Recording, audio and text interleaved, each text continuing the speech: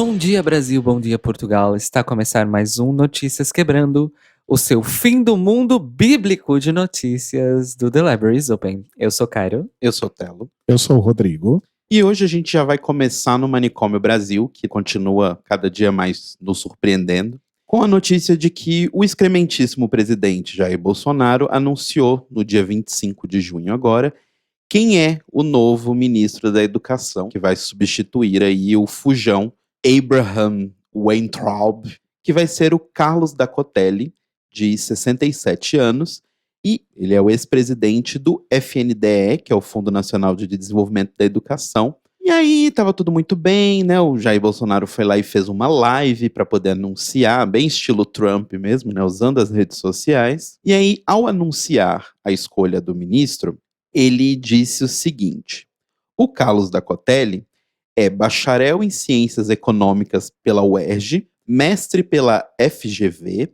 doutor pela Universidade de Rosário, na Argentina, e pós-doutor na Universidade de Wuppertal, na Alemanha. É bom informar que é o primeiro ministro negro do governo Bolsonaro e é o terceiro ministro da Educação que a gente já tem aí desde que começou o mandato do Jair Bolsonaro em 2019. O Dacotelli disse em uma entrevista à CNN Brasil que ele estava dando aula ontem, depois ele fez uma reunião e ele foi pego de surpresa. Acontece, às vezes você está em casa lavando a louça, te ligam e te oferecem um ministério.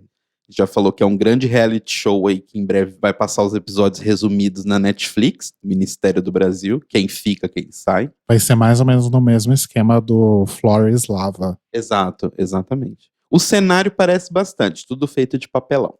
Mas, enfim, o nome do Dacotelli foi indicado pela cúpula militar porque ele é um reserva da Marinha. Olha só, parece que temos mais uma pessoa militar ocupando mais um ministério no governo Bolsonaro, que cada dia parece ser menos uma surpresa. Só que algo de estranho aconteceu, porque o reitor da tal Universidade do Rosário, na Argentina, foi lá e fez uma nota, em nome da universidade, dizendo que o Bolsonaro estava mentindo.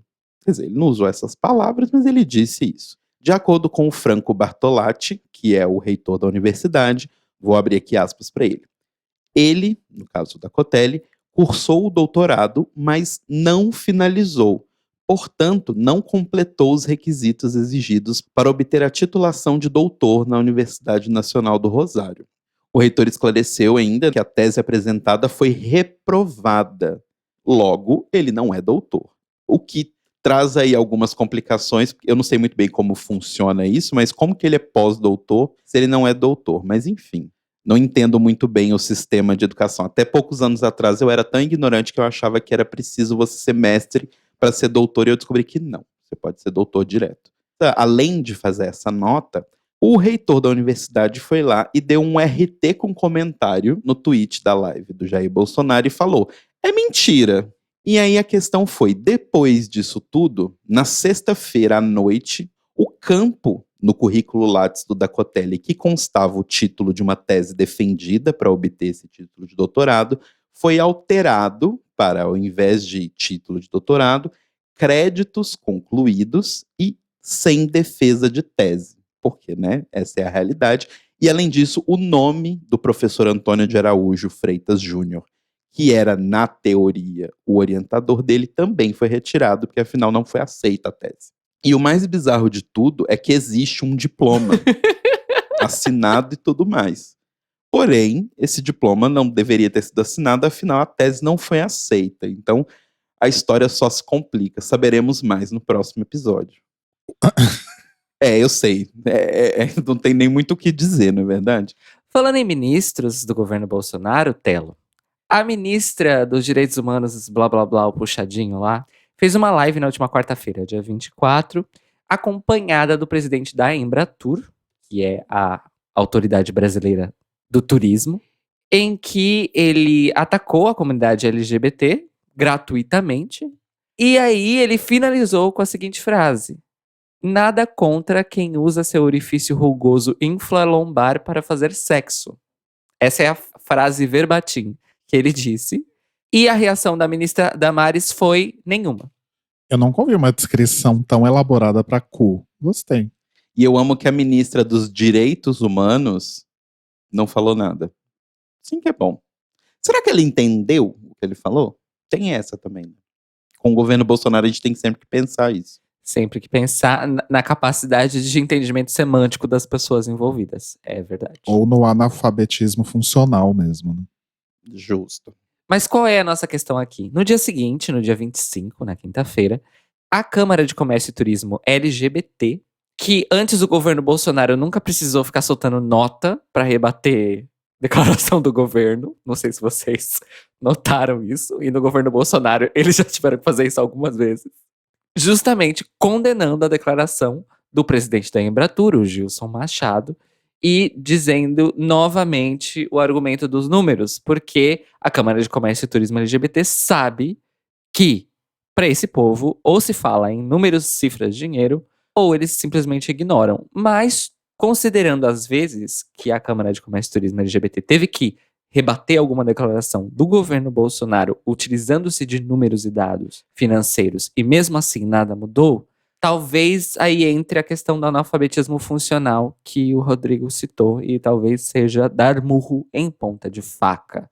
Eles repetiram então novamente aqueles números que a gente já conhece, de que o turismo LGBT movimenta quase 220 bilhões de dólares por ano no mundo inteiro, e que se o Brasil continuar com essa postura em relação à população LGBT, isso pode causar a perda de um potencial de 25 bilhões de dólares que entrariam aí anualmente na economia brasileira via turismo, especificamente do público LGBT. Além disso, claro, o Ricardo Gomes, que é o presidente da Câmara de Turismo, que assina a carta, também critica a parte humanística da coisa, de que é absolutamente um absurdo que um presidente de uma entidade reguladora a nível nacional utilize um linguajar falsamente técnico para atacar toda uma população de uma maneira tão baixa e indigna. Vamos deixar aqui para quem quiser ler na íntegra a carta da Câmara de Comércio e Turismo LGBT. Ele aqui faz um belo de um textão, viu, Mores? Belíssimo de um textão. Sim que é bom. E falando em Brasil e turismo, na semana passada a União Europeia anunciou que, junto com a abertura interna de fronteiras total, a partir agora de 1º de julho, iam se levantar certas fronteiras externas do resto do mundo para com o bloco. No sentido que alguns países ao redor do mundo que estão numa situação pior em relação à pandemia do coronavírus vão sofrer restrições mais pesadas e possíveis impedimentos de entrar na União Europeia. 3 desses países são os atuais líderes de mortes e infectados na pandemia. No caso, em ordem, Estados Unidos, Brasil e Rússia. Grande pódio do corona. No qual o Brasil está lutando bravamente para conseguir o primeiro lugar dos Estados Unidos, não é mesmo, amores? Brasil, uma grande potência, finalmente. Brasil né? maior que tudo, não era um negócio assim? Acima de tudo, assim. Deutschland über alles. Tudo isso vai entrar em efeito a partir do dia 1º de julho, em que abrem-se as fronteiras internas aqui. Inclusive, eu e os meninos chegamos a conversar sobre isso, que a fronteira terrestre de Portugal com a Espanha vai ser totalmente aberta a partir do dia 1º de julho também. Eu, pessoalmente, estou extremamente desconfiado com essa decisão, mas enfim. E também todas as outras fronteiras terrestres internas da União Europeia vão se abrir no dia 1º de julho. Parece cedo. Parece? Bicha, é cedo. É. Mas enfim, né?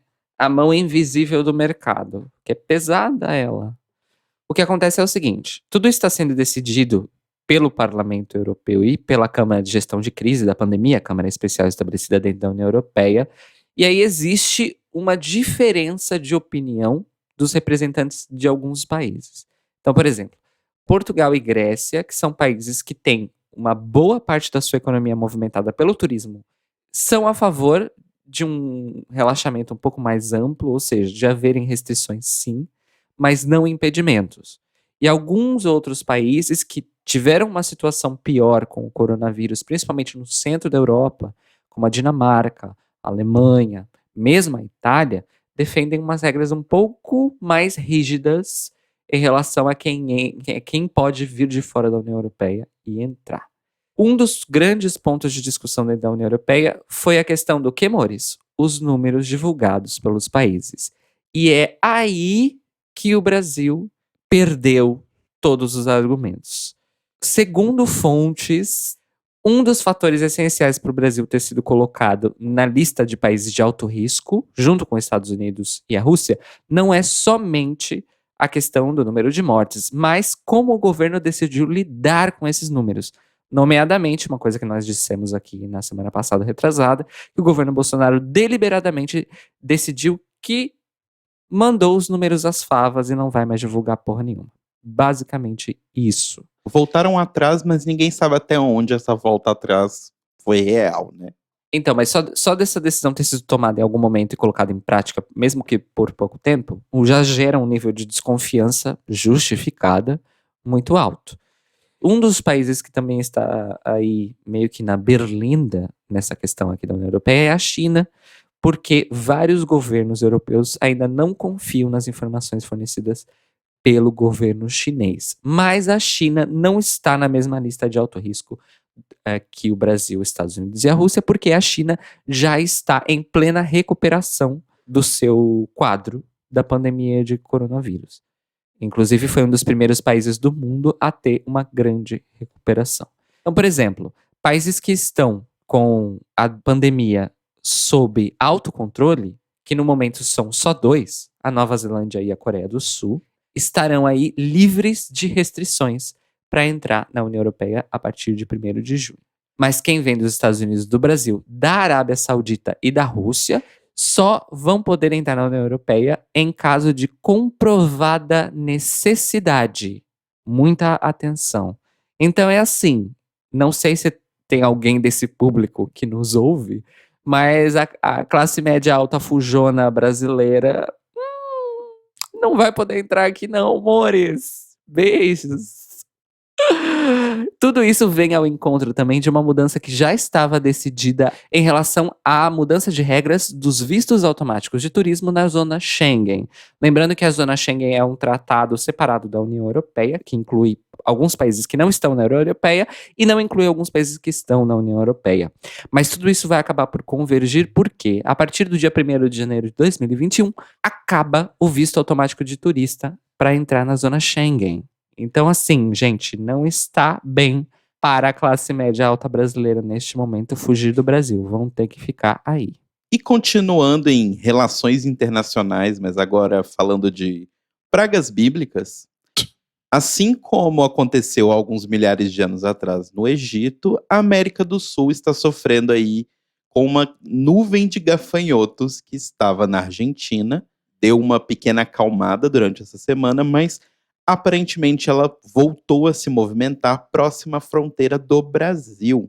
A nuvem de gafanhotos reapareceu a aproximadamente 100 quilômetros da cidade de Uruguaiana, no Rio Grande do Sul. E apesar dela estar bem menor do que ela estava quando ela apareceu na Argentina, ainda assim é bem preocupante, né? Nesse sábado que a gente está gravando agora, dia 27, o Serviço Nacional de Saúde e Qualidade Agroalimentar, o SENASA da Argentina, informou que os insetos voltaram a ser avistados, apesar de distante ainda de plantações e distante de uma área movimentada de pessoas. Ainda assim, a nuvem continua grande o suficiente para fazer um estrago enorme, assim. Atualmente, essa nuvem está na região de Curuzu-Cutiá, na província de Corrientes, e eles continuam alertando a população da região para continuar dentro de casa, abrindo aspas aqui para a nota oficial deles. Em Corrientes, é possível reduzir a densidade da nuvem de gafanhotos através de um trabalho conjunto do governo de Corrientes e da SENASA. Após longos dias de busca das equipes da SENASA e da província de Corrientes, nessa sexta-feira foi possível encontrar a localização da nuvem, que ficava a 90 quilômetros a oeste de Curuzu-Cutiá, em uma área de difícil acesso. A colaboração dos produtores da região é fundamental, foram realizados tratamentos fitossanitários para reduzir a população de gafanhotos. As aplicações foram realizadas por um avião que estava a cargo da Diretoria de Produção Vegetal da província de Corrientes. Basicamente, como uma atualização, a nuvem está parada e está sendo tratada com esse uso de aviões de combate, que atualmente está sendo lidado apenas pelo governo da Argentina, mas em breve a gente espera, pelo menos, que o governo brasileiro faça alguma coisa aí. Apesar de que, como algumas pessoas já disseram aí em piadas do Twitter, tem tanto agrotóxico agora permitido nas plantações brasileiras que é provável que a gente vai matar os gafanhotos na primeira plantação que eles chegarem no Mato Grosso do Sul. Mas, enfim, com essa notícia aí de um novo desastre possivelmente chegando, a gente encerra o Manicômio Brasil de hoje. Amores, parece que a natureza resolveu cobrar o preço em 2020. Eu não sei se vocês viram isso, eu vi no Twitter rapidinho, mas eu não fui atrás pra me informar. Parece que tá vindo uma nuvem de poeira do Saara. Meu Deus do céu! E agora, indo para nossa editoria internacional, a polícia deteve na Rússia mais de 30 ativistas LGBTs em Moscou e um outro ativista LGBT também detido em São Petersburgo. O que aconteceu é o seguinte: na Rússia não é permitido protestos de várias pessoas, mas são permitidos protestos individuais, do ponto de que você pode escrever o seu cartaz e ir para algum lugar e protestar, porém você não pode fazer isso em grupo. Ok, né? Já começa bizarro aí. Tudo começou, na verdade, no começo do mês, quando a polícia do Extremo Oriente Russo acusou a Julia Tetskova, que é uma ativista LGBT e feminista, de espalhar pornografia através das suas fotos no Facebook. Ela foi presa, detida, porque ela estava compartilhando essas fotos, que, assim, são fotos sensuais, mas assim, fotos que qualquer pessoa tem no Instagram, em qualquer outra coisa normal. E ela foi presa, e se ela for considerada culpada por estar espalhando pornografia, ela pode pegar até 6 anos de prisão. E aí, várias pessoas foram para as ruas de Moscou para poder fazer os seus protestos individuais. A maioria dessas pessoas eram mulheres. Só que, apesar dos protestos individuais serem permitidos, essas pessoas ainda assim foram presas. Quem informou isso foi o grupo de monitoramento OVD Info, que justamente fica de olho nessa questão das manifestações, porque isso é um grande problema ali na Rússia, né? Acho que todo mundo se lembra da época de maior estouro ali dos protestos do Pussy Riot e todas essas coisas. Então, o que está sendo mais alerta aí para essa situação é que justamente isso é uma quebra do acordo ali que foi feito entre o governo e a população de que as pessoas poderiam fazer protestos individuais. Entre os cartazes ali das pessoas que protestavam, estavam frases como, abre aspas, hoje eles mandam para a prisão por causa de fotos. Amanhã mandarão para a prisão por cartas. Liberdade para Julia Tetskova. A polícia recusou a comentar todas as prisões e diversos governos ocidentais e ativistas dos direitos humanos criticaram as autoridades russas pelo tratamento cedido às pessoas LGBT, mas é aquela coisa que a gente vem falando aqui há bastante tempo, né? Não adianta nada fazer carta de repúdio, algo tem que ser feito. Mas vamos acompanhar aí, porque por enquanto nada foi feito ainda. E numa notícia boa, que tem até um pouquinho de entretenimento no meio, o ator trans-americano Scott Turner Shotfield é o primeiro homem trans a ser indicado ao Emmy como um ator. Ele foi indicado na categoria de Outstanding Guest Performer in a Digital Drama Series. Melhor ator convidado numa série de drama digital pelo papel dele de Max na série Studio City, que passa na Amazon Prime. Além de ator, o Scott também é ativista da comunidade trans e disse que significa muito para ele, porque agora, como ele pode ser, né, um ator indicado ao Emmy, e isso conta muito. Não só para ele, mas para milhões de outros homens trans que querem também participar da rodinha de Hollywood.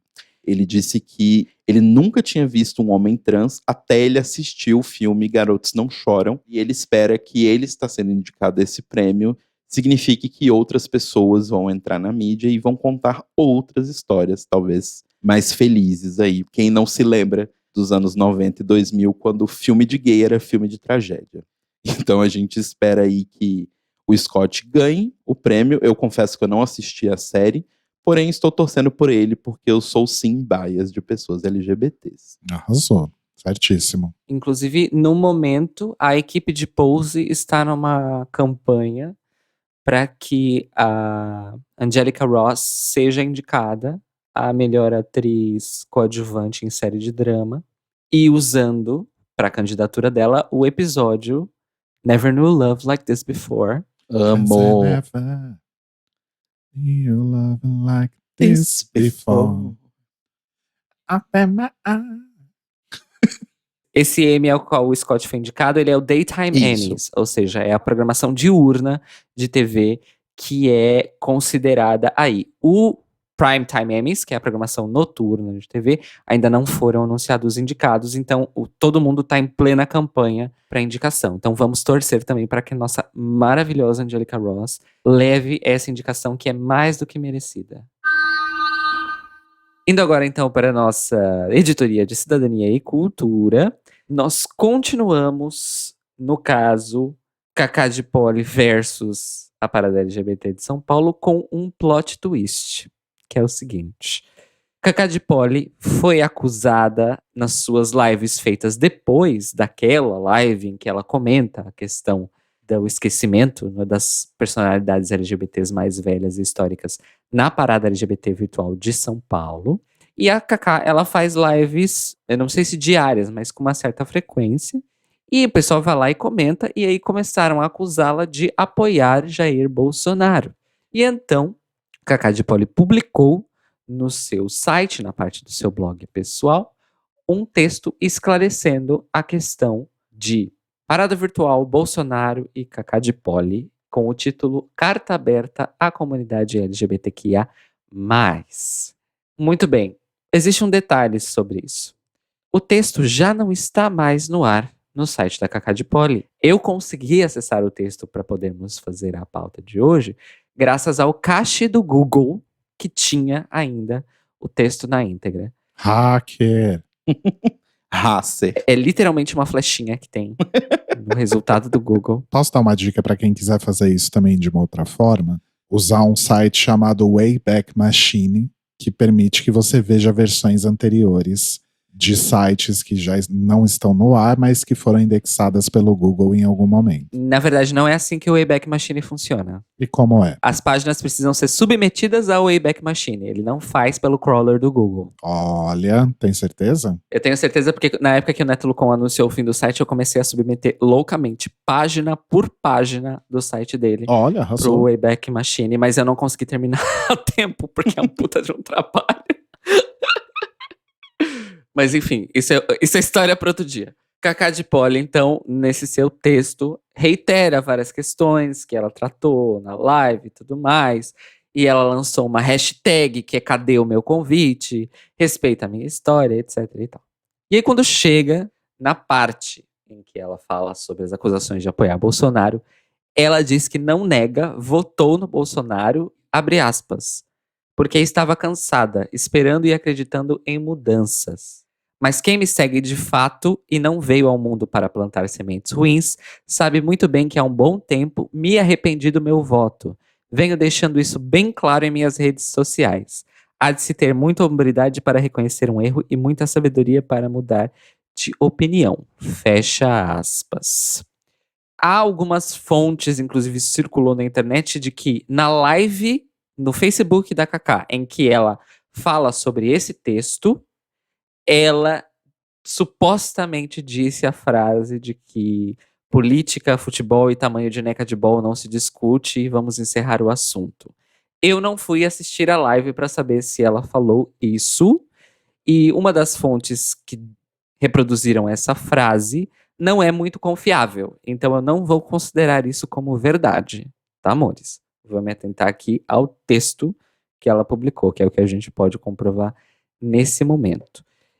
Além disso, ela diz que o fato dela ter votado errado, e ela coloca errado entre aspas, não desmerece a luta dela, não desfaz a história dela e, principalmente, não é justificativa para que ela fosse ignorada durante a parada virtual, mesmo porque, se isso fosse justificativa, qual seria a justificativa para os outros 500 e tantos nomes que também foram esquecidos no evento da parada virtual de São Paulo? Eu vou confessar para vocês que não me surpreende ela ter votado no Bolsonaro, porque a Cacá de Poli é uma pessoa branca, riquíssima. Eu tô falando de classe média alta. Ela é literalmente uma pessoa que é herdeira. Então, assim, ela tem vários privilégios sociais e raciais que levaram ela a essa decisão, como tantas outras personalidades que estão aí sendo reveladas, entre aspas, como eleitores do Bolsonaro, né? E que todo mundo achava que eram pessoas esclarecidíssimas e referência e tudo mais, e votaram no Bolsonaro. Por outro lado, ela tá certa. O que ela fez pela comunidade LGBT, mesmo dentro de todos os seus privilégios, não pode ser apagado por esse erro. E o erro aqui é sem aspas, tá, Cacá? Desculpa te falar. Acho que eu vi muita gente compartilhando isso, né? E focando muito nisso que supostamente ela falou, que política, tamanho de neca e futebol não se discutem, etc. Inclusive, pessoas conhecidas nossas compartilhando isso. E também coloco essa questão, né? Essas pessoas realmente viram a live e comprovaram que ela falou isso, mas independentemente disso, vamos até supor que ela tenha falado, apesar do Cairo ter falado agora há pouco que acredita que não, mas vamos fazer um exercício supondo que ela falou. Cacá de Poli tem o quê? Tem uns 70 anos? Eu não sei, eu tava até pesquisando aqui a idade dela, mas eu não achei. E vocês sabem o quanto que eu já me posicionei em relação a essa coisa da idade. A idade não é necessariamente, não, de fato, uma justificativa para qualquer coisa. Só que eu acho que a gente tem que entender contextos também. Quando você pega uma pessoa, por exemplo, como a Cacá ou a própria Silvete, para usar um exemplo de uma pessoa que esteve sempre em evidência na comunidade, porque Cacá acho que andava um pouco esquecida, essas pessoas que vieram aí há muito tempo, elas viveram contextos que nós não vivemos. Essas pessoas viveram, inclusive, um momento da nossa história que foi a ditadura militar, em que as pessoas não eram incentivadas a pensar ou ter senso crítico. E essas pessoas de mais idade acabam arrastando esse comportamento até hoje. E eu digo isso por exemplos muito próximos, como meu pai, por exemplo. Meu pai já é falecido. Se ele estivesse vivo, ele estaria com quase 80 anos. E meu pai era o tipo de cara que falava que o tempo da ditadura é que era bom. E eu ouvi e pensava, ai pai. Então, eu acho que é muito exigido dessas pessoas que elas tenham o mesmo tipo de posicionamento e senso crítico que a gente tem, vindo de uma outra época e tendo um outro tipo de informação e analisando as coisas por outro prisma, tá?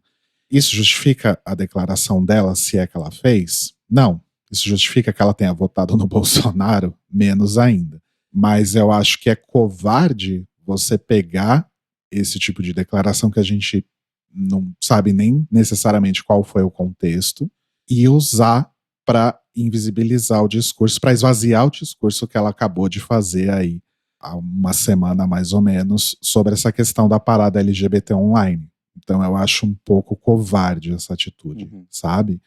E quando você olha, por exemplo, para uma Silvete Montilla, a gente critica ela horrores sempre que tem oportunidade, por causa dos discursos, por causa das piadas que ela faz nos shows há 30 anos, sempre as mesmas piadas, classistas e racistas, eventualmente, ainda que ela seja uma pessoa negra. Mas essas pessoas, elas vêm repetindo esse discurso há anos, de uma época em que isso era visto como ok, né, que não tinha ninguém que criticava ou que problematizava ou analisava isso de uma forma profunda. É nítido na live da Silvete que ela estava lendo a sigla LGBTQIA+, porque é algo que talvez não entre na cabeça dela, não sei, também não vou ficar criticando ou me aprofundando nesse ponto. Eu só acho que é realmente difícil você fazer esse tipo de julgamento sem entender o contexto e a vida das pessoas, e principalmente usar isso como forma de esvaziar discursos que foram certeiros. Pra mim, o maior erro dessa questão toda é misturar uma coisa com a outra, sabe? Tipo, a validade do que ela falou não muda pelo fato da validade política de quem ela é, sabe? É um lance que a gente falou, tipo, eu acho que eu falei isso há muitos programas atrás. Eu odeio o Fernando Holliday. Odeio. Mas ao mesmo tempo eu fico muito feliz do fato de que ele tá lá. É um homem negro, gay, que chegou onde ele chegou. Eu discordo em absolutamente todas as coisas que ele fala, mas eu gosto muito do fato de que ele existe. Eu discordo dela, mas não significa que, né, ela não esteja certa no que ela falou. E você usar o fato de você não concordar com a pessoa num ponto pra desvalidar uma outra coisa é meio ridículo, assim, sabe? Tipo, eu acho que o que ela falou sobre o lance da parada não é menos importante agora porque ela votou no Bolsonaro, sabe? Exato. Uma coisa não deveria ter uma ligação com a outra. Que é justamente o que as pessoas estão tentando fazer. Tipo, ela falou todo esse negócio da parada, mas, oi, votou no Bolsonaro e acha que falar de política é coisa que não se fala. Enfim, né? É uma tentativa de esvaziar, eu acho isso covarde. E esse negócio do Fernando Holliday que você falou é o paradoxo Glória Maria. É horrível, mas ao mesmo tempo é bom. E, gente, vamos aqui repetir uma coisa que nós já falamos no The Libraries Open, Notícias Quebrando. As pessoas são complexas, elas não são unidimensionais. Também vocês podem ter certeza, e aí enfiem isso na cabeça, podem ter certeza que várias pessoas que são lideranças de movimentos LGBTs, movimentos feministas, movimentos de esquerda, são pessoas que são racistas, são classistas, são elitistas, são homofóbicas. E nem por isso a história delas merece ser apagada por causa disso. A última pessoa que foi tirada aí do armário bolsonarista, entre muitas aspas, é a Lia Luft, que é uma das maiores autoras de literatura do Brasil, ainda vivas, uma conhecidíssima também articulista, jornalista, e que declarou que está arrependida do seu voto em Bolsonaro.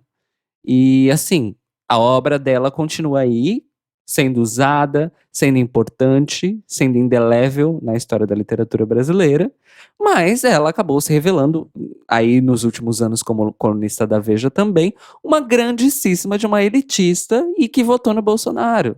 Então assim, os privilégios das pessoas a cegam. Elas podem ser aliadas em determinados setores das nossas vidas, mas essas partes também continuam existindo nelas. E elas agem, às vezes elas erram e às vezes elas percebem o erro e às vezes elas se arrependem, às vezes não. Quando isso não acontece, aí nós temos um grandíssimo problema. Eu vi um tweet esses dias, era em inglês, eu acho que estava se referindo, não cita ninguém, mas eu imagino por contexto, que estava se referindo a J.K. Rowling, mas é uma pessoa falando, a gente precisa urgentemente, enquanto sociedade, aprender a não idealizar pessoas. Pessoas erram, pessoas fazem merda, de diferentes tamanhos e de diferentes formas. Mas assim, curta a obra, sabe? Aproveite a obra que foi feita para aquela pessoa, extraia o que tem de bom daquela obra para você, use aquela obra historicamente para poder te levar para frente ou para te levar para onde você acha que é importante você ir, mas não idealize as pessoas. As pessoas erram, as pessoas fazem merda. Alguns momentos elas fazem coisas legais, em outros momentos elas fazem merda, sabe? Tipo, a gente precisa, na verdade, parar de achar que a pessoa precisa ser o ícone cristal lapidado do universo. Ninguém é. Sim. Se você cavucar, ninguém é. E até pela gente, né? No começo do The Libraries Open, a gente achava a RuPaul o máximo. A Raja, nossa, a Raja é uma drag queen maravilhosa. Não, tô brincando. Não, mas não é nem isso. Eu acho que, assim, as pessoas mudam, sabe? A gente precisa entender que, ninguém é perfeito. E 2, as pessoas mudam. Se as pessoas não mudassem, seria bizarro, na verdade, sabe? Eu realmente, se eu te conheci e 10 anos depois você é exatamente a mesma pessoa, seria assustador, sabe? Sim. E tem um outro ponto também que eu não consigo entender, que é a coisa do bolsominion arrependido. Porque as pessoas falam, ai, nossa, essa aí é bolsominion arrependido. Vômito. Ué, tu preferia que ela não caísse na real e continuasse defendendo o voto dela no Bolsonaro? Eu prefiro que ela se arrependa. E como disse o Felipe Cato na conversa que a gente teve no Data Music, a gente tem que estar aqui com a pele linda e hidratada para receber essas pessoas quando elas caírem na real, porque a queda vai ser feia, sabe? Já está sendo, né? O problema real seria se ela falasse, votei sim, e votaria de novo. Aí sim nós teríamos um problema. um problema gigantesco. É o lance do 880 que a gente sempre fala, né? Tipo assim, quando as pessoas falam do tipo, perdoar ou aceitar, etc., as pessoas botaram. Tipo, gente, você não precisa, botar a pessoa na fogueira, ou dois, abraçar ela e levar ela no colo e nas costas. Você pode simplesmente virar e falar, pois é, avisei, agora chega aí. Tipo, as pessoas precisam entender que não são só extremos, sabe? Do tipo assim, você não precisa ser melhor amigo de um bolsominion arrependido. Mas assim, se você não espera que existam bolsominions arrependidos, vai ser realmente difícil que mude alguma coisa. E outra coisa que também deve ser levada em consideração, vocês não podem tentar tratar pessoas que estão vivas na nossa convivência como se elas fossem vultos históricos. Uma coisa é derrubar estátuas de escravagistas que são considerados heróis por uma história contada por pessoas brancas, europeias, etc. Essas pessoas não estão mais vivas, a história delas precisa ser recontada e essas estátuas têm que ser derrubadas. Outra coisa, a gente está falando de um ser humano que está aqui agora, com o qual existe diálogo, existe vida, existe história presente, próxima, que a própria pessoa pode contar. Então, eu vejo que isso, as pessoas estão começando a misturar um pouco as coisas nesse sentido. De achar que o que vale para a estátua, vale para quem está aqui do nosso lado, respirando e conversando com a gente. Isso é outra questão que as pessoas também estão se confundindo um pouco. Então, assim, só da Cacá ter admitido, e pelo visto ela fala sobre isso, não é a primeira vez que ela fala sobre isso, de estar arrependida e de agora estar lutando contra o governo Bolsonaro, meus amores, isso abre uma possibilidade que pessoas das suas famílias, vocês que estão escutando a gente, das pessoas da sua própria família, não existe essa possibilidade. Eu tenho uma parente que não existe a possibilidade do diálogo com ela. E ela é minha familiar, ela é minha parente. Então, assim, parem para ter uma perspectiva das coisas e analisar as coisas como elas são, diferente do 880, como o Telo disse. E, assim, tem pessoas que merecem o que o Felipe Cato disse, da pele bonita pra gente receber essas pessoas de volta do nosso lado e dar a mão pra elas. E tem pessoas que não merecem mesmo, gente. Só que assim, pra poder cada um tomar a sua decisão com quem quer conviver e com quem não quer, não dá pra ser preto no branco. A nossa bandeira é um espectro de cores, não esqueçamos. Né? É uma simbologia meio fraca, eu entendo. Mas isso vale. Não, mas lacrou. Não, mas eu acho super Lacrou. válido. As pessoas precisam entender que existem pessoas diferentes, sabe? Do tipo, eu acho que a gente fica muito mais fraco quando a gente conta uma história só. Tem a ver com aquela notícia que a gente falou também do ator, do M e tal, que é assim, só era muito ruim terem filmes LGBTs que contavam histórias trágicas, porque só tinha história trágica. Se você tem muitos filmes, não tem problema que alguns sejam de história trágica, sabe? Eu acho que, tipo, o problema é quando a gente começa a ser uma nota só. Então, do tipo, vai ter pessoas LGBTs que vão militar pela militância LGBT, mas nos outros espectros de militância e de luta, elas vão pensar diferente. E isso a gente só ganha enquanto movimento LGBT todo, sabe? Porque não adianta a gente fechar o clubinho e falar, não, tem que ser assim, assim, assim, assim, assim, assim, e aí pode. E não vai funcionar. Mas enfim. E só pra fechar esse assunto, aproveitaram esse bonde aí da Cacá pra ressuscitar uma história que já havia sido desmentida, que é a Silvete curtiu postagem do Bolsonaro no Instagram. Gente, isso foi desmentido em 2018 por A mais B. Parem de ser idiotas. Por favor, tá? Ainda neste assunto, agora vamos falar de coisa boa.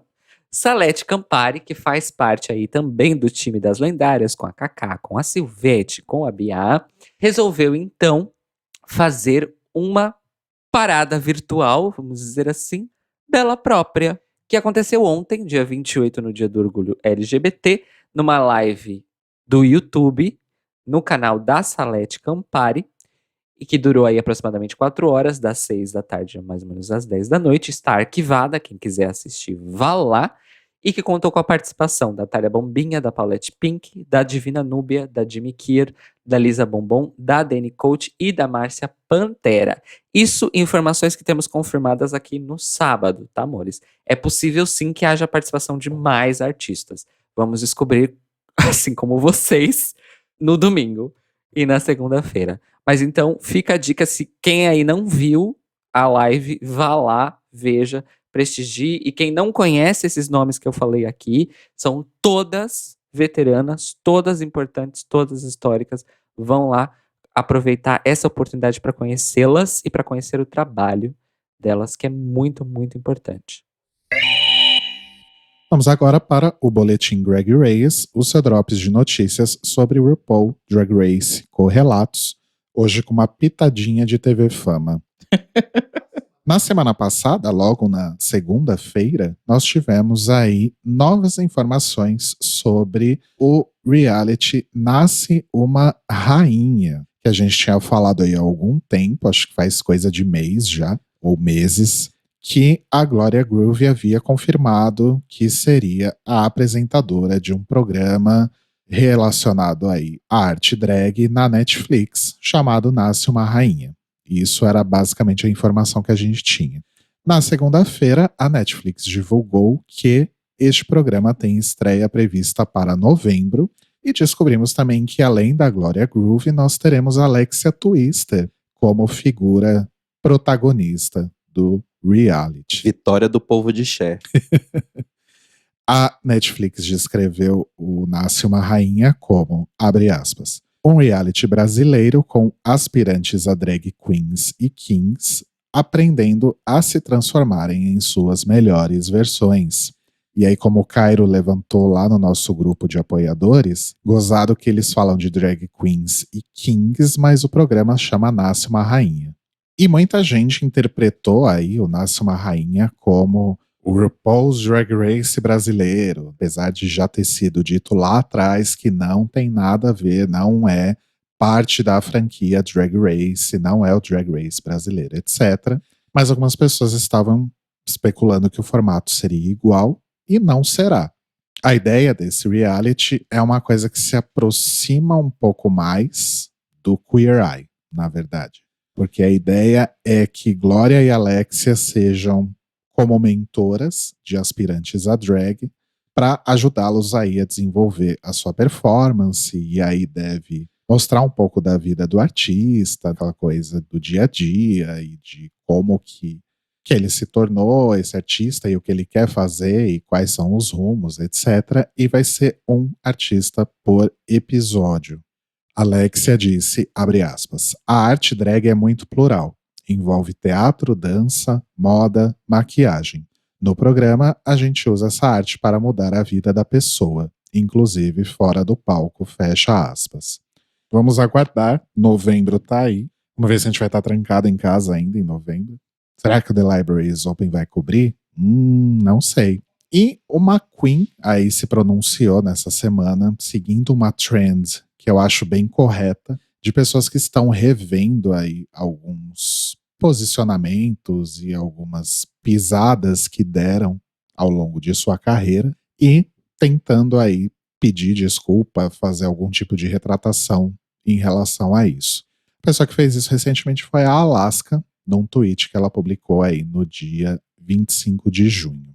Em resumo, a Alaska conta que no passado ela fez comédia de insulto racistas e transfóbicos, ela fez piadas sobre assédio sexual, ela usou imagéticos racistas nos looks, sem uma intenção de causar mal, mas a intenção dela é o menos importante. Ela reconhece que o privilégio permitiu que ela escapasse ilesa disso e que ainda fosse aplaudida por isso.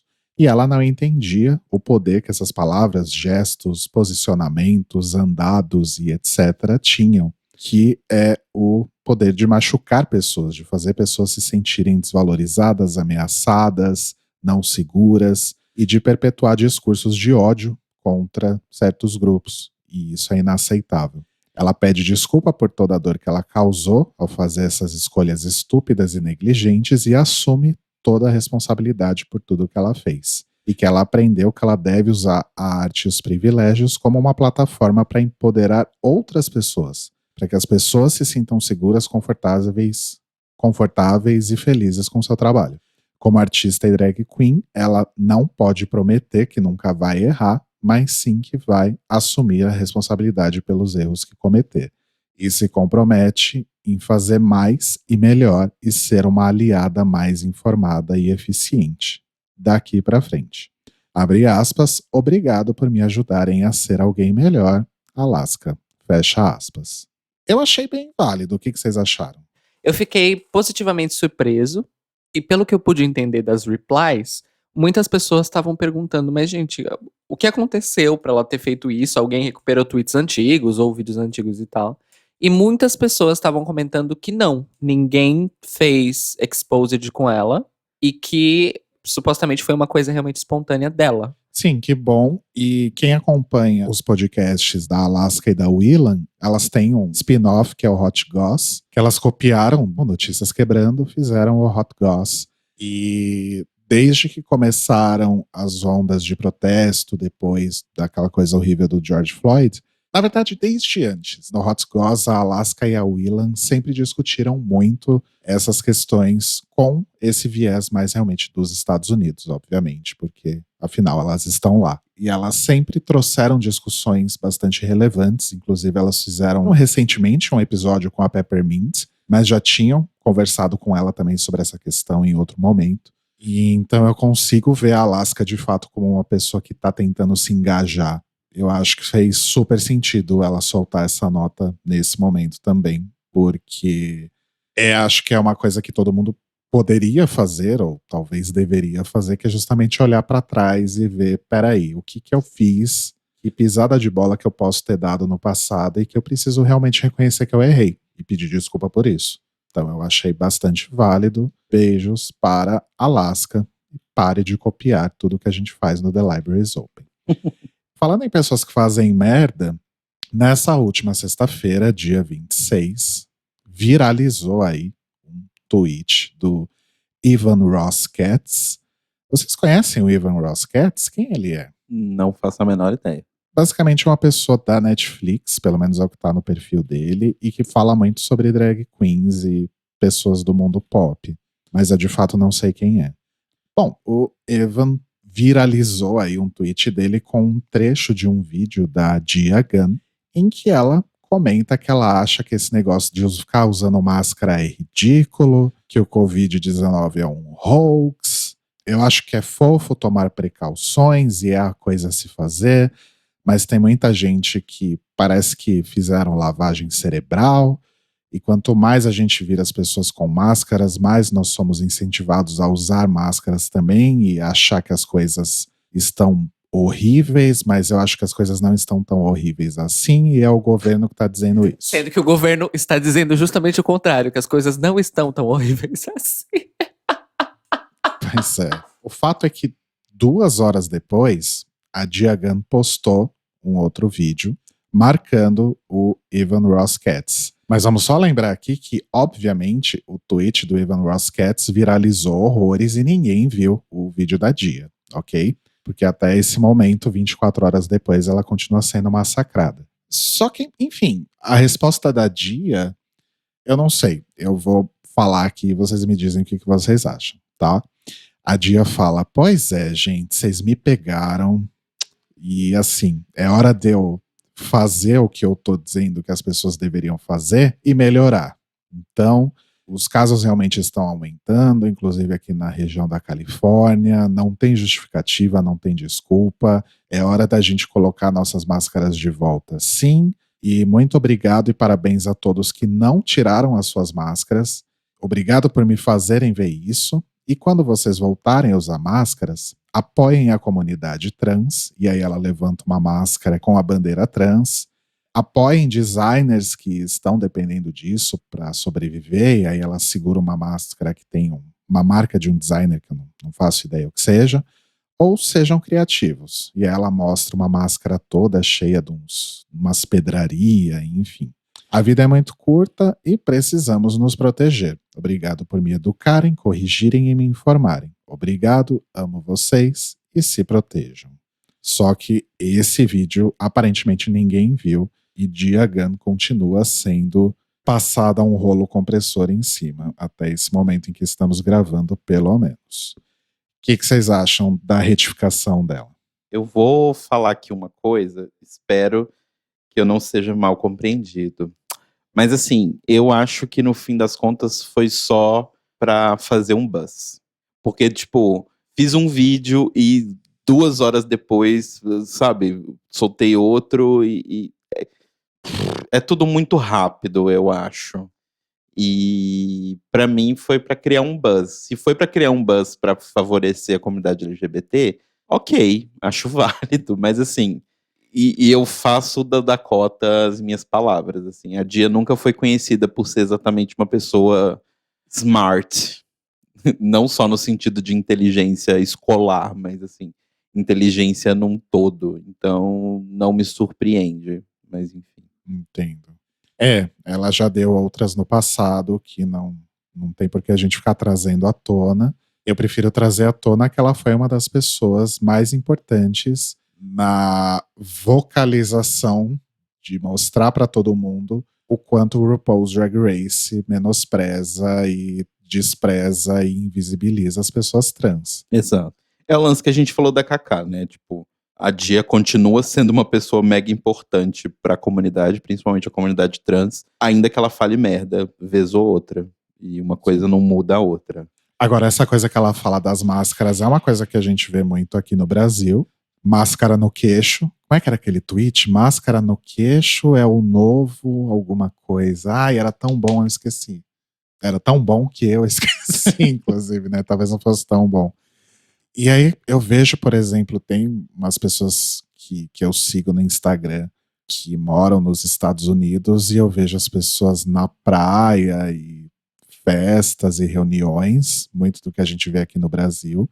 Às vezes o que me assusta um pouco também é ver que em países onde as coisas já estão um pouco melhores, que a curva foi achatada e a quarentena está em outras fases, eu vejo as pessoas saindo, indo para bares, indo para praia, indo para parque, etc. E eu não vejo as pessoas com máscara. Mas eu fico pensando, ainda que as coisas estejam melhores, milhares de pessoas acabaram de morrer no seu país por causa disso, sabe? Eu não sei se daqui a alguns meses, quando as pessoas falarem, olha, aqui no Brasil a coisa tá melhor, a curva diminuiu, a gente não tem casos de mortes há X dias. Eu não sei se ainda assim eu vou me sentir confortável para ir pra rua, sentar num bar, sem máscara, e no meio de um monte de gente, sabe? Uhum. Eu não sei. Eu não consigo entender muito isso. Eu devo dizer que eu ainda estou meio com o panic. Esses dias a gente precisou ir ao médico, né, pro Rodrigo fazer uns exames de rotina. E eu fui, mas que assim, com o cu na mão, sabe? Eu não tô nesse ponto do tipo, não que no Brasil esteja melhorando, mas assim, eu acho que eu vou continuar com um certo medo ainda por um tempo. Sim. Só um detalhe, eu precisei que o Telo fosse comigo em 2 exames, porque os 2 exames exigiam acompanhante, só que para nenhum dos dois havia qualquer necessidade dele estar lá, de fato. Então, expus meu marido ao risco à toa. E para terminar, a gente vai para o momento TV Fama, que é para contar que Pablo Vittar deixou de seguir RuPaul no Instagram. Nossa, que coisa. Né? Compreendo a Pablo, não julgo. Pois é, o problema é que as pessoas estão transformando isso num enorme buzz, inclusive trazendo à tona um fato que rolou no final do ano que eu não sabia, que algumas pessoas andavam aí comparando o Pablo a RuPaul, citando a arroba das duas e tal, e RuPaul estava bloqueando as pessoas que faziam isso. Eu não sabia. Aparentemente, a RuPaul nunca seguiu a Pablo de volta, e a Pablo, por motivos que acho que só cabem a ela, né, porque o perfil é dela, lembrando, né, resolveu parar de seguir a RuPaul. E aí as pessoas começaram a transformar isso no grande evento da semana e a Pablo maravilhosa foi lá e disse: parem de rivalizar as coisas, isso é feio pra carai. O fato de seguir ou não tira o respeito que eu tenho pela Mother Rue. Se eu sou drag queen hoje, foi porque o programa dela me mostrou que era possível. Eu amo e respeito e espero um dia conhecê-la. Então a gente encerra o Greg Reyes com o recado da Pablo, né, gente? Parem de criar uma rivalidade que às vezes nem existe e que está só na cabeça de vocês, e parem de incentivar qualquer tipo de animosidade entre as pessoas. É isso. O Notícias Quebrando hoje teve informações da Carta Capital, da Folha, da Deutsche Welle, do Canal Rural, do G1, do Spectrum News, do Guia Gay São Paulo, do site da Cacá de Poli, do Cachê do Google, do TV e Famosos do UOL, do Notícias da TV, do Twitter da Alaska, do Twitter do Evan Ross Katz, do Twitter da Diagan e do portal Popline. Eu posso começar com as indicações, já que ontem, já que semana passada não fiz nenhuma? Fala. Tô que nem as queens de Drag Race, né? Ah, é porque ontem. Ah, não, semana passada. Não, a indicação, na verdade, é uma coisa que eu e Telo vimos na semana passada, e é uma coisa que a gente falou no Notícias Quebrando da semana passada também, que é o documentário Revelações, que tá na Netflix, que eu acho que em inglês chama Disclosure. Que é sobre a forma como as pessoas trans são representadas por Hollywood desde 1920 e poucos e até hoje, com diversos ícones aí dando declarações. Para falar alguns mais fáceis que todo mundo conhece, tem Laverne Cox, tem Chess Bono, tem Angélica Ross, MJ Rodriguez e várias outras pessoas, inclusive, que eu não conhecia, que ou estão ali na frente das câmeras ou atrás. E é chocante porque tem muita coisa que eu não sabia, tem alguns detalhes sobre o filme Meninos Não Choram que eu não sabia, que eu não vou falar aqui porque às vezes vocês também não sabem e não viram o documentário ainda. E tem algumas intersecções muito interessantes que fazem essa ligação entre a transfobia e o racismo dentro aí do cinema. Não só cinema, mas séries, enfim, produções culturais de uma forma geral. Mas acho que tem um foco muito grande em cinema mesmo. É muito foda. É realmente uma grande aula, assim. Eu assisti pensando, caralho, quanta coisa que eu achei que eu sabia e eu não sei. Então, super, super, super, super, super vale a pena. Por favor, assistam agora, se vocês não viram ainda. Porque geralmente eu dou indicação de coisa que todo mundo já viu. Mas talvez, como acabou de estrear na Netflix, talvez algumas pessoas não tenham visto. Então corram, vão ver agora. A minha indicação é muito simples. Assistam a série de What We Do in the Shadows. Acabou de acabar a segunda temporada. Foi absolutamente genial. Foi ainda melhor do que a primeira. E olha que a primeira é uma temporada muito, muito foda. E é basicamente isso, amores. Eu ainda não assisti o documentário. Estou com muita vontade de assistir o documentário. Outro filme da Netflix que saiu essa semana que eu também não assisti é o filme do Eurovision. Mas esse eu vou esperar um pouco mais pra assistir. É isso, amores. Eu tenho basicamente assistido séries de 20 minutos, porque é o que tá dando tempo ultimamente. Mas a partir de quarta-feira vou começar a ver filmes aí quase que diariamente, porque fazem meses que eu não assisto um filme, vocês acreditam? Meses. Sim, acreditamos. Te entendo. Mas é isso, amores. What We Do in the Shadows é comédia de vampiros e é genial. E se vocês não assistiram o filme que deu origem à série, assistam também, porque é absolutamente genial, genial, genial. Taika Waititi e Jermaine Clement, eu amo vocês. Beijos. A minha indicação vai ser o seguinte: eu comecei, graças à influencer digital Luísa, Lunática, também conhecida como aquela Luísa, aquela lá, para eu poder começar a entrar nesse universo aí do Luna. E agora, gente, eu assim meio que mergulhei de cabeça e tô completamente dentro do Lunaverse. E eu estou simplesmente absurdado, eu posso dizer assim, porque quando eu via as coisas do Lunaverse, as pessoas falando, eu sempre encarava como uma fanfic. E aí eu fui vendo o negócio, menino, e não é que é real, do tipo, várias das coisas que construíram o Lunaverse, assim, não são fanfic. São realmente coisas que a empresa lá que criou o projeto, a Blockberry Creative, e eu tô bem, bem chocado. o quão ambicioso o projeto foi e, de certa forma, realmente é bem, bem interessante, assim. Então eu tô me dedicando bastante tempo a conhecer o Lunaverse e eu recomendo que vocês reconheçam também, porque é bem divertido. Eu já falei que as músicas são bem, bem legais do Luna no geral. Eu acho que eles fazem uma coisa legal que é não ter um estilo muito definido pra banda, pro Luna como um todo, mas tem vários estilos diferentes dentro do grupo, assim. Então é um tipo de construção interessante que a gente não vê muito no K-pop no geral, onde as bandas costumam ter bem um estilinho próprio, assim, cada uma, para atender uma demanda de mercado e tal. E o Luna, ele é meio que, obviamente, também é para atender uma demanda de mercado, mas é uma demanda de mercado bem ampla. E é interessante isso ter acontecido no mercado coreano, que funciona de uma forma bem diferente do mercado ocidental no geral. E é isso, e eu continuo jogando o Outer Wilds, que eu recomendei na semana passada, que é um jogo incrível. Cada dia eu tô mais completamente apaixonado pelo jogo, então vão lá na Steam, ou o que vocês preferirem aí para poder comprar, na Epic também tem, e comprem esse jogo, porque tá R$ 30 e é tipo muito pouco a se pagar pela experiência incrível, sabe? Então vale muito a pena. Eu queria dizer que eu respeito e admiro muito mais os K-popers agora, depois que eles esvaziaram lá o comício do Trump.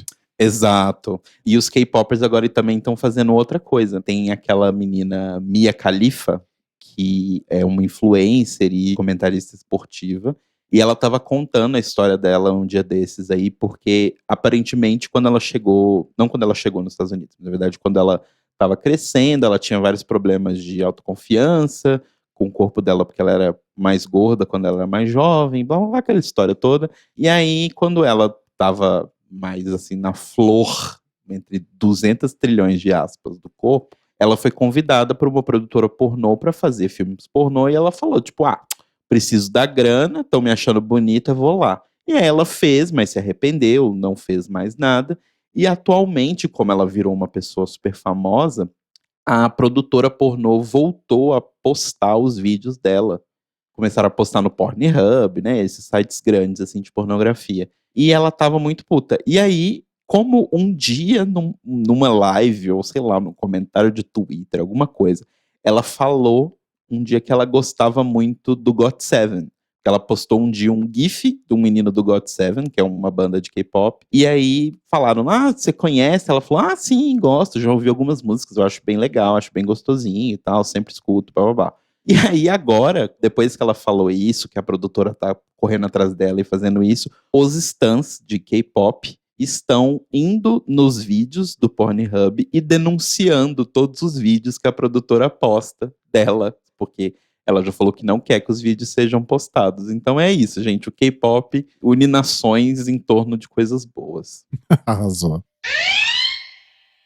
E a Notícias Quebrando está disponível toda segunda pela manhã no nosso site, thelibrariesopen.com.br, no nosso canal no YouTube, youtube.com/thelibrariesopenpodcast. Você pode assinar o feed para ouvir aí no seu agregador de podcasts preferido, ou ouvir também lá no Spotify.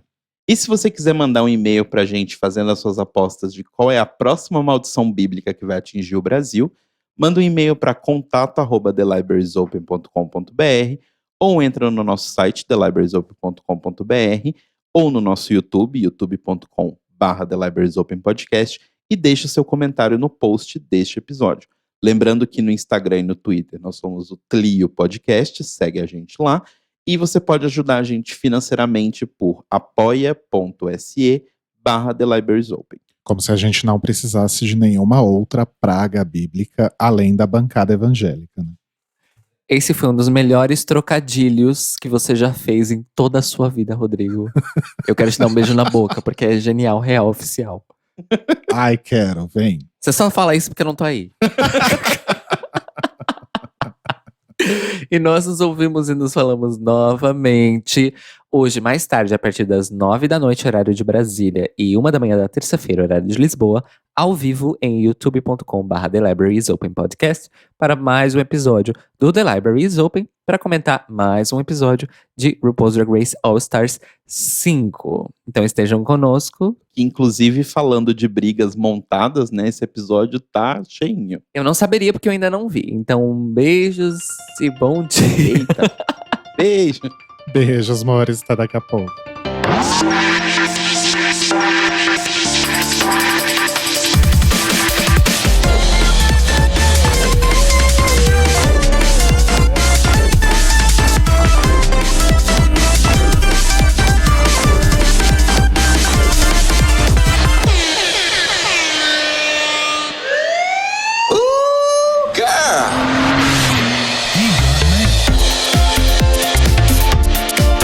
Esses são os nossos queridos apoiadores que nos ajudam a fazer do Tlil um podcast cada vez melhor por meio da nossa campanha no Apoia-se. Obrigado, amores!